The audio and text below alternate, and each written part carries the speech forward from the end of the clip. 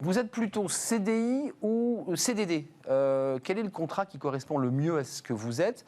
Alors c'est facile à dire comme cela, parfois c'est plutôt l'employeur qui vous oblige à choisir tel ou tel contrat. Ne rêvons pas. Christine Robin, merci d'être avec nous, merci de revenir sur le plateau. Bonjour. Juriste et experte RH chez SVP Information Décisionnelle. D'abord, question un peu basique, est-ce qu'il faut automatiquement vouloir et chercher le CDI? Parce que c'est un peu le Graal pour beaucoup de salariés. Est-ce que c'est le CDI qui finalement nous garantit la meilleure stabilité? J'ai envie de dire, moi, à titre personnel, oui, quand même. Oui, il faut rappeler que le principe, c'est le CDI et que l'exception, c'est le CDD. C'est-à-dire que le CDD, il est là pour pourvoir à un poste qui est par nature temporaire. Et c'est pour ça que le législateur a encadré et en ayant prévu des cas où on peut recourir au CDD. Donc le principe, c'est le CDI. On va revenir évidemment parce qu'il y a une chasse au CDD et de la réduction des CDD courts avec des entreprises qui seraient taxées. Régulièrement, le débat à l'Assemblée fait rage sur ce sujet. C'est quoi les possibilités concrètes, juridiques, pour un employeur de recourir à un CDD?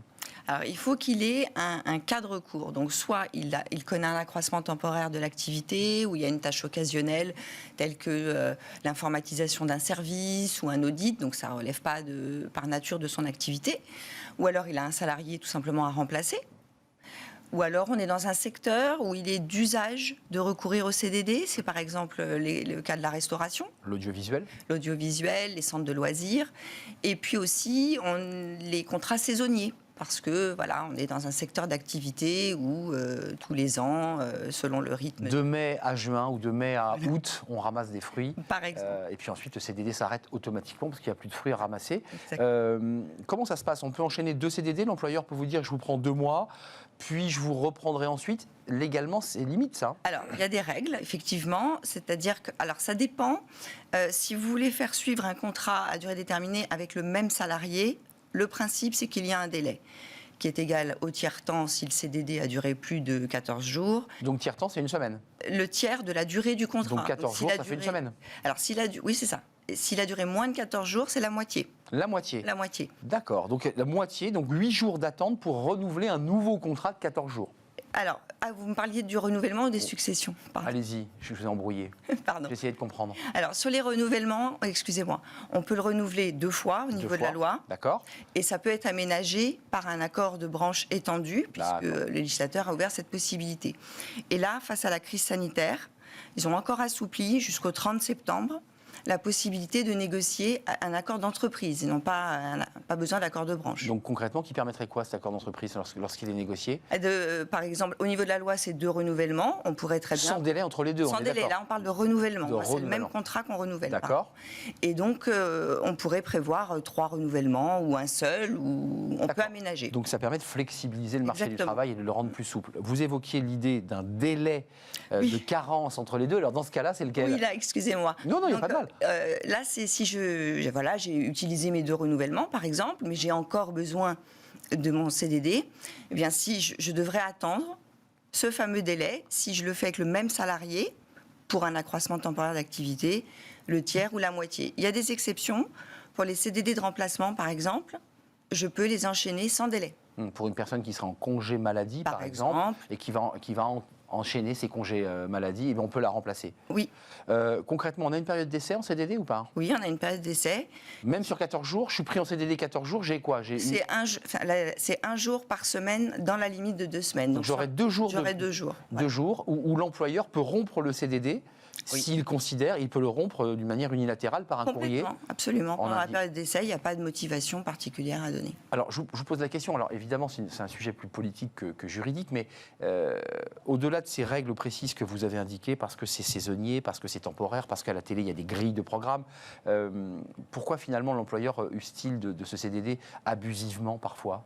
Quel est son intérêt? Il ne veut pas s'engager trop longtemps avec un collaborateur? Est-ce que c'est ça le fond du débat? Oui, je pense que c'est ça le fond du débat, parce que si on est en CDI passé la période d'essai, pour rompre un CDI, à l'initiative de l'employeur, c'est un licenciement. Donc il faut un motif, ce qui n'est pas toujours évident, même si on n'est pas complètement satisfait du salarié, ça ne va pas forcément justifier de le licencier. C'est ça l'enjeu. Après, maintenant, il y a les ruptures conventionnelles, qui facilite aussi quand même, mais si le salarié n'accepte pas la signature de la rupture conventionnelle... La durée d'un CDD, je suis embauché, c'est quoi maximum? L'employeur me dit, je vous prends, au-delà des règles que vous avez fixées, qui sont des contrats saisonniers, pour un CDD classique, il peut m'embaucher 2 ans en CDD, 10 ans en CDD? Non, si le CDD est de date à date, c'est 18 mois maximum, renouvellement inclus. Donc une seule fois. Une seule fois. On peut avoir qu'une seule possibilité de 18 mois. Derrière, c'est quoi? Je sors de l'entreprise et ne me propose pas de CDI, donc je quitte l'entreprise. Absolument. Donc c'est fini, j'ai fait ma période de CDD, je suis parti. Oui, si vous avez été embauché pour 18 mois et que derrière, il n'y a pas de poste en CDI à pourvoir, le CDD... Les indemnités, pour ceux qui sont en CDD, c'est intéressant. Alors en intérim, je crois qu'on a une prime supplémentaire oui, qui vient se rajouter. Une indemnité de fin de mission. Il n'y a pas d'indemnité de fin de mission en CDD? Alors il y a une indemnité de fin de contrat qu'on appelle indemnité de précarité, qui est également de 10% des rémunérations perçues au cours du CDD. Après, il y a quelques cas de recours de CDD où il n'y a pas d'indemnité. Ça va être le cas des CDD d'usage. D'usage, on est d'accord. Les saisonniers. Et les contrats audiovisuels. Oui, parce que vous êtes en CDD d'usage. En CDD d'usage. Donc là, pas de prime pour le départ, pour accompagner le départ du collaborateur. En un mot, vous qui êtes au contact avec les entreprises, elles sont dans quel état d'esprit en ce moment? On nous dit que la relance est là, elles vont embaucher, elles sont sur des choix de CDI, de CDD. Comment ça se passe? Qu'est-ce qu'ils vous disent, les employeurs? Nous, actuellement, c'est plutôt c'est partagé. Il n'y a pas d'augmentation du CDD. Non, moi, je n'ai pas constaté de tendance. J'ai même le sentiment, avec les invités qui viennent chez nous, qu'il y a aussi une volonté aussi d'engager et de fidéliser par le CDI aussi. Aussi, oui. Il y a cette volonté-là. Oui. Merci Christine Robin. Je vous en prie. Belles vacances, parce qu'on ne se reverra pas évidemment. Ce sont les dernières émissions de la saison. Ça a été un plaisir de vous accueillir sur le plateau. Juriste experte RH chez SVP Information Décisionnelle. Vous êtes souvent venu, SVP Information Décisionnelle, sur notre plateau pour nous éclairer à la rentrée prochaine, j'espère. Oui. Merci d'être venu. Tout de suite, Stéphanie Griesmer, une habituée de l'émission, évidemment. Elle est là chaque jour avec moi pour sa pause café. C'est souvent un café très agréable à boire d'ailleurs. Elle est là.